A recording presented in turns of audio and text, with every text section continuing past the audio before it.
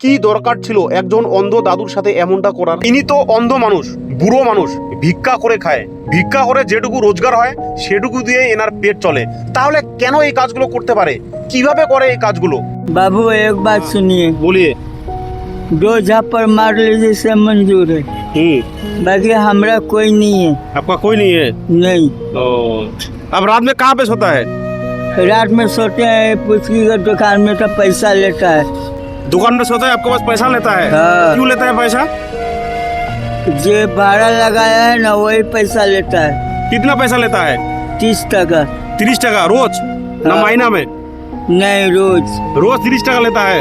हाँ, क्या बात बोलते हैं आप? 30 टका लेते हैं? हाँ, 30 টাকা না, সত্যি করা?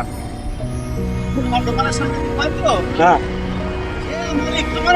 হ্যাঁ। 30 টাকা না, কি বলে 30 টাকা না এগুলো মানুষের। আর ইনি অন্ধ মানুষ, বুড়ো মানুষ, দাদু দোকানের বারান্দায় থাকে, তারপরও হয়তো দাদুর কাছ থেকে টাকা নিয়ে থাকে। দাদুর বাড়ির বিহারের মুজাফফরপুর জেলায়।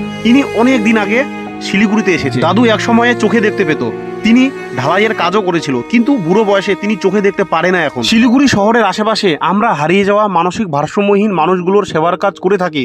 যদি মনে হচ্ছে এই মানুষগুলোর সেবার কাজ করা দরকার, তাহলে প্লিজ এই মানুষগুলোর জন্য আমাদের সাপোর্ট করবেন, এই মানুষগুলোর জন্য ভিডিওগুলো শেয়ার করবেন, যেন শিলিগুড়িতে আসা প্রত্যেকটা হারিয়ে যাওয়া মানুষের সেবার কাজ করতে পারি।